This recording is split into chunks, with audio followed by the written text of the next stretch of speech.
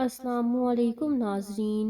کمرے کے ایک کونے میں دو ننھی معصوم کلیاں گھٹنوں میں سر دیے بیٹھی تھیں اور پورا کمرہ دونوں کی سسکیوں سے گونج رہا تھا۔ کمرے کے باہر ایک عورت شدید غصے کی حالت میں کہہ رہی تھی، اب کمرے سے باہر نکل کے دکھاؤ، اس سے بھی زیادہ ماروں گی۔ اپنی ماں تو مر گئی اور تم دونوں کو چھوڑ گئی میری زندگی عذاب بنانے کے لیے۔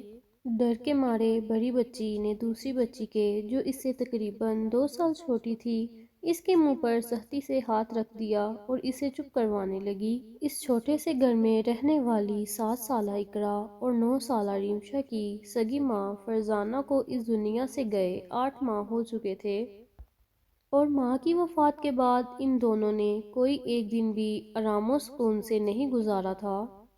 اقرا اور ریمشا کا والد ظفر ایک مزدور تھا جو سارا دن محنت مزدوری کر کے اپنے بچوں کا پیٹ بھرتا۔ بیوی کے مرنے کے بعد وہ کام پہ چلا جاتا اور بیٹیاں سارا دن اپنی ماں کو یاد کرتی، گھر میں اکیلے رہتی۔ ان کے گھر کے ساتھ گھر میں ظفر کی چاچی رہتی تھی۔ دونوں بچیوں کی حالت کو دیکھتے ہوئے اس نے ظفر کو دوسری شادی کا مشورہ دیا، جسے اس نے فوراً مان لیا۔ رشیدہ چاچی نے ہی اس کے لیے نسرین کو پسند کیا۔ ایک ہفتے کے اندر اندر ہی سادگی سے نکاح ہوا۔ اقرا اور ریمشا بہت خوش تھیں کہ ان کی نئی امی آ گئی ہیں۔ اب وہ سارا دن گھر میں اکیلے نہیں رہیں گی۔ اب انہیں کھانا بھی وقت پر ملے گا اور بھوکا بھی نہیں رہنا پڑے گا۔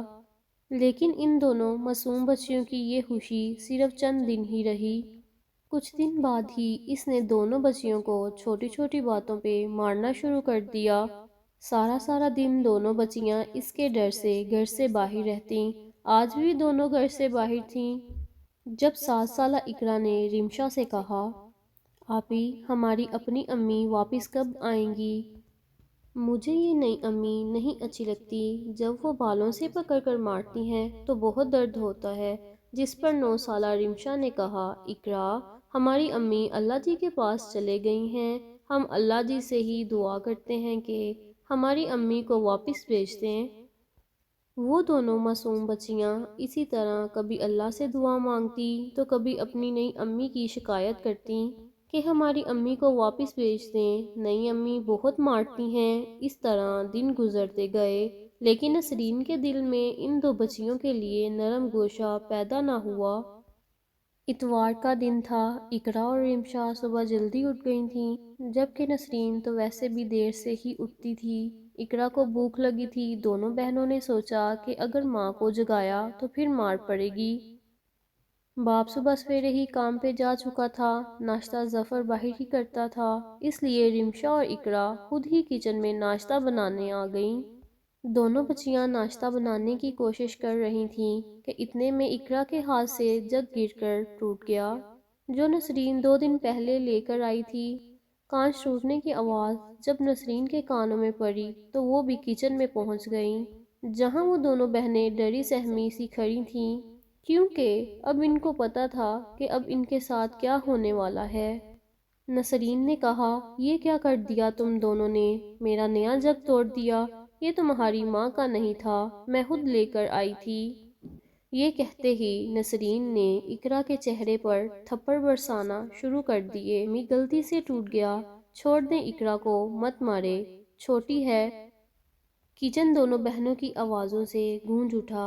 اس وقت نسرین یہ سوچ کے اقرا کو مار رہی تھی کہ کون سا کوئی دیکھ رہا ہے، مگر وہ بھول گئی تھی کہ ایک ذات ایسی بھی موجود ہے جو ہر وقت ہمیں دیکھتی ہے، جس کی لاٹھی بے آواز ہے، اس کی پکڑ سے کوئی بھی نہیں بچ سکتا۔ نسرین بھی بچنے والی نہیں تھی۔ آج میں ابو کو بتاؤں گی کہ آپ ہمیں مارتی ہیں، کھانا بھی نہیں دیتی، ہماری امی ایسی نہیں تھیں۔ بتاؤں گی میں آج ابو کو۔ یہ ریمشا تھی جو روتے ہوئے بول رہی تھی کہ شاید یہ ظالم عورت بس کر جائے، لیکن اس بات سے اسے مزید غصہ آ گیا۔ بتاؤ گی اپنے باپ کو؟ ہاں کیا بتاؤ گی؟ دوبارہ بولو ذرا۔ تم دونوں بہنوں کا ابھی علاج کرتی ہوں، رکو۔ دونوں بہنوں کو بالوں سے پکڑ کر وہ کمرے میں لے گئی اور اندر سے دروازہ بند کر دیا۔ رشیدہ چاچی کی دو پوتیاں جو کہ اقرا اور رمشا کی سہیلیاں تھیں اور روز چاروں ساتھ کھیلتی تھیں، وہ آج بھی ان دونوں کو بلانے آئی تھیں، مگر چیخوں کی آواز سن کر وہ دونوں رشیدہ چاچی کو بلانے کے لیے واپس بھاگی۔ جب چاچی آئیں اور دیکھا تو نسرین دونوں بچیوں کو چھری دکھا کے بول رہی تھی، چپ کر جاؤ دونوں، اب آواز آئی تو دونوں کی زبانیں کاٹ دوں گی۔ رشیدہ چاچی نے کہا، یہ کیا کر رہی ہو؟ کیا خدا کا خوف نہیں ہے تم میں؟ بن ماں کی بچیوں کے ساتھ ایسا سلوک کرتی ہو؟ اندر کا منظر دیکھ کے ان کے الفاظ ان کے منہ میں ہی رہ گئے۔ کمرے کے ایک کونے میں وہ دونوں بچیاں موجود تھیں، ڈری سہمی سی، سر کے بال بے دردی سے کٹے ہوئے تھے۔ نیچے زمین پہ دونوں بچیوں کے بال بکھرے ہوئے تھے جو کہ کچھ دیر پہلے ہی نسرین بے دردی سے کاٹ چکی تھی۔ یہ منظر دیکھ کے رشیدہ چاچی کا دل خون کے آنسو رو رہا تھا۔ دونوں بچیوں کا سر بھی کینچی لگنے سے زخمی ہو چکا تھا۔ اس وقت رشیدہ چاچی کو اس سب کا ذمہ دار اپنا آپ لگا، کیونکہ وہی نسرین کو لے کر اس گھر میں آئی تھیں۔ شرم نہیں آتی تمہیں؟ کیا تمہارے دل میں خدا کا خوف بالکل بھی نہیں؟ تم خود بھی ایک عورت ہو، کیسے کر سکتی ہو ان بن ماں کی بچیوں کے ساتھ ایسا ظلم؟ تمہاری شادی میں نے ظفر سے کروائی تھی، یہ سوچ کر کہ تم ان بچیوں کو ماں کا پیار دو گی، لیکن تم نے ان کی یہ حالت کر دی۔ کیا تم یہ بھول چکی ہو کہ اللہ اس شخص پر رحم نہیں کرتا جو لوگوں پر رحم نہیں کرتا؟ تم سے اس سب کا بدلہ اللہ ہی لے گا۔ آج ظفر کو آنے دو، میں کرتی ہوں کوئی فیصلہ، اب میری بچیاں مزید تمہارے ساتھ نہیں رہ سکتی۔ رشیدہ چاچی غصے سے بول رہی تھی، ٹھیک ہے، کہہ دینا ظفر سے جو کہنا ہوا۔ اب ایسی بھی کیا قیامت آ گئی جو ان کو ہلکا سا مار لیا یا ڈانٹ دیا؟ اگر یہ مجھے تنگ کریں گی اور میں انہیں کچھ کہوں تو کون سی قیامت آ گئی؟ ہلکا سا، یہ تمہیں ہلکا سا لگ رہا ہے؟ ان بچیوں کے بال کاٹ دیے، سر زخمی کر دیا، اور تم کہہ رہی ہو ہلکا سا ڈانٹ دیا؟ اللہ ہی اس کا حساب لے گا تم سے۔ اقرا، رمشا، ڈرنے کی ضرورت نہیں، بیٹا چلو دونوں میرے ساتھ۔ اور رشیدہ چاچی دونوں کو اپنے ساتھ اپنے گھر لے گئیں۔ شام کو ظفر کے گھر آتے ہی نسرین نے رونا دھونا شروع کر دیا۔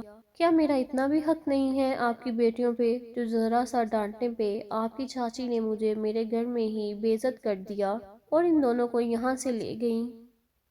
نسرین زور و شور سے رونے کا ڈرامہ کرنے میں مصروف تھی۔ تم رونا بند کرو، میں ابھی ان دونوں کو واپس لے کے آتا ہوں۔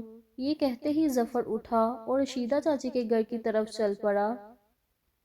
وہاں رشیدہ چاچی کے گھر اقرا کے دو چاچا لطیف اور عرفان آئے ہوئے تھے، جو دونوں بچیوں کی حالت دیکھ کے کافی غمگین ہو گئے تھے۔ رشیدہ چاچی نے اقرا اور رمشا کے زخم صاف کیے اور اپنی پوتیوں کے صاف کپڑے دونوں بہنوں کو پہنا کر ان کے سر کو سکارف سے ڈھانپ دیا۔ ابھی کچھ ہی دیر گزری تھی کہ دروازے سے ظفر اندر داخل ہوا۔ رشیدہ چاچی سے سلام دعا کے بعد انہوں نے اقرا اور رمشا کو ساتھ چلنے کا کہا، جس پر چاچی نے ان کو صبح کا سارا واقعہ بتایا۔ اپنی آنکھوں سے اپنی بیٹیوں کی ایسی حالت دیکھنے کے بعد ظفر غصے سے پاگل ہو گیا اور فوراً اٹھ کے اپنے گھر کی طرف چل پڑا۔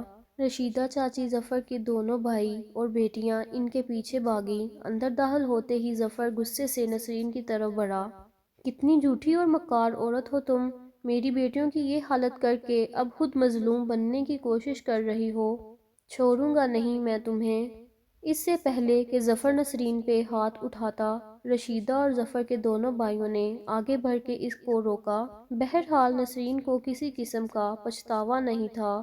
وہ ایک ہی بات کر رہی تھی ظفر سے کہ میں تمہاری بیٹیوں کی نوکر نہیں ہوں، مجھے الگ گھر لے کر دو یا مجھے طلاق دو۔ لڑائی بہت بڑھ گئی تھی۔ رشیدہ چاچی اور ظفر کے بھائی اس کا گھر برباد نہیں کرنا چاہتے تھے، اس لیے لطیف اور عرفان نے فیصلہ کیا ظفر دوسرا گھر نہیں لے سکتا، اس کے پاس اتنے پیسے نہیں تھے، وہ تو محنت مزدوری کرتا تھا۔ اس لیے انہوں نے ظفر کو منایا کہ اقرا اور رمشا کو ہم لے جاتے ہیں، یہ دونوں اب ہمارے ساتھ رہیں گی۔ بہت مشکل سے ہی صحیح، لیکن ظفر مان گیا۔ اس طرح اقرا عرفان کے ساتھ اور رمشا لطیف کے ساتھ ان کے گھر چلے گئی۔ وقت کا کام ہے گزرنا اور وہ گزرتا چلا گیا، پتہ ہی نہیں چلا اور نسرین کی شادی کو 8 سال گزر گئے۔ اقرا 15 سال اور رمشا 17 سال کی ہو گئی تھی، مگر نسرین کو اللہ نے اولاد کی خوشی نہیں دی۔ کوئی بھی اگر کسی ڈاکٹر کا بتاتا تو نسرین وہاں علاج کے لیے پہنچ جاتی۔ 8 سال کے لمبے عرصے کے بعد نسرین کو ڈاکٹر نے خوشخبری دی کہ وہ ماں بننے والی ہے۔ اس کی خوشی کی انتہا نہیں تھی، وہ ہر وقت سوچتی رہتی کہ میں اپنے بچے کو دنیا کی ہر آسائش دوں گی، بڑے سے بڑے اسکول میں پڑھے گا میرا بچہ۔ ظفر بھی بہت خوش تھا، آخر وہ دن بھی پہنچ گیا جس کا نسرین کو بہت بے صبری سے انتظار تھا۔ ہسپتال میں بیڈ پر پڑی وہ منتظر نگاہوں سے دروازے کو دیکھ رہی تھی کہ کب اس کے بچے کو اس کی گود میں دیا جائے گا۔ اتنے میں دروازے سے ظفر اندر داخل ہوا، جس کی گود میں مہرون کمبل میں لپٹا ہوا ایک بچہ تھا۔ اس کے پیچھے کچھ ڈاکٹرز بھی آ رہے تھے۔ نسرین نے ظفر کو دیکھتے ہی کہا، شکر ہے ظفر تم آ گئے، کہاں چلے گئے تھے؟ مجھے میرا بچہ تو دکھاؤ۔ ظفر نے اس چھوٹے سے بچے کو نسرین کی گود میں دیا۔ نسرین نے جیسے ہی بچے کے چہرے اور سر سے کمبل کو ہٹایا، وہ لرز کر رہ گئی۔ بچہ باقی تو ٹھیک تھا، مگر اس کی کھوپڑی کی کھال نہیں تھی، سر کے اندر موجود دماغ وغیرہ سب نظر آ رہا تھا۔ ظفر نے جلدی سے بچے کو واپس لیا اور کانپتی ہوئی نسرین کو سنبھالنے لگا، جس کا چہرہ پیلا پڑ چکا تھا۔ آج 2 ہفتے گزر چکے، نسرین اور ظفر پر یہ قیامت گزرے۔ رات کے 2 بج رہے تھے جب پیاس کی شدت سے نسرین کی آنکھ کھلی۔ کچن میں پانی پیتے ہوئے اچانک اسے وہ سب یاد آیا جو وہ 8 سال پہلے اقرا اور رمشا کے ساتھ کر چکی تھی، اور اپنا ننھا سا بیٹا بھی۔ رات کے اس پہر کچن میں کھڑی نسرین کے کانوں میں مسلسل ان بچیوں کی آوازیں گونج رہی تھیں۔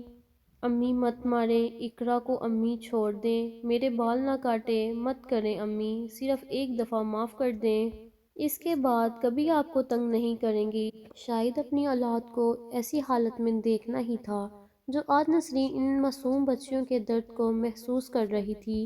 چیخ چیخ کے روتے ہوئے وہ کچن میں ہی بیٹھ گئی اور اللہ سے معافیاں مانگنے لگی۔ رونے کی آواز سن کر ظفر بھی بھاگتا ہوا کچن میں آیا کہ کیا ہوا نسرین، کیوں رو رہی ہو، بتاؤ مجھے کیا ہوا ہے؟ ظفر، مجھے اقرا اور رمشا کے پاس لے چلو، خدا کے لیے مجھے ان کے پاس لے چلو، میں ان سے معافی مانگنا چاہتی ہوں۔ آج اپنی اس حالت کی ذمہ دار میں خود ہوں، نہ میں ان پہ ظلم کرتی، نہ آج میرے ساتھ یہ سب کچھ ہوتا۔ جب تک وہ مجھے معاف نہیں کریں گی، اللہ بھی مجھے معاف نہیں کرے گا۔ مجھے لے چلو ان کے پاس۔ ابھی بہت رات ہو چکی ہے، میں کل صبح تمہیں ان کے پاس لے جاؤں گا، ظفر نے کہا اور اب اسے سہارا دیتے ہوئے کمرے میں لے آیا۔ اگلے دن صبح سویرے ہی ظفر اور نسرین عرفان اور لطیف کے گھر روانہ ہوئے۔ اقرا اور رمشا اپنی چاچی کے ساتھ کچن میں ان کا ہاتھ بٹانے میں مصروف تھیں، جب باہر سے باتوں کی آوازیں آنے لگیں۔ لگتا ہے کوئی آیا ہے، چلو چل کے دیکھتے ہیں، عرفان کی بیوی نے کہا، اور وہ تینوں باہر آ گئیں۔ باہر کا منظر دیکھ کر اقرا اور رمشا کو اپنی آنکھوں پہ یقین نہیں آ رہا تھا۔ جہاں لطیف کی بیوی نسرین سے سلام دعا کرنے میں مصروف تھی، اقرا اور رمشا نے بھی آگے بڑھ کر سلام کے لیے ہاتھ بڑھایا، لیکن نسرین نے ان کا ہاتھ تھامنے کی بجائے دونوں کو گلے سے لگا لیا اور پھوٹ پھوٹ کر رونے لگی۔ مجھے معاف کر دو بیٹا، میں تم دونوں سے معافی مانگنے آئی ہوں، میں نے تم دونوں کے ساتھ بہت برا سلوک کیا، اس کی سزا بھی مجھے مل چکی ہے، مجھے معاف کر دو اور میرے ساتھ گھر چلو۔ جب تک تم دونوں مجھے معاف نہیں کرو گی، تب تک اللہ بھی مجھے معاف نہیں کرے گا۔ اقرا اور رمشا نے نسرین کی طرف دیکھا جو بے حد کمزور نظر آ رہی تھی، آنکھوں کے گرد گہرے سیاہ حلقے موجود تھے، وہ بہت بیمار نظر آ رہی تھی۔ دونوں بہنوں نے اسے معاف تو کر دیا تھا، مگر ساتھ چلنے سے انکار کر دیا تھا۔ اب وہ دونوں واپس اس گھر میں نہیں جانا چاہتی تھیں اور وہ اس گھر میں بے حد خوش بھی تھیں۔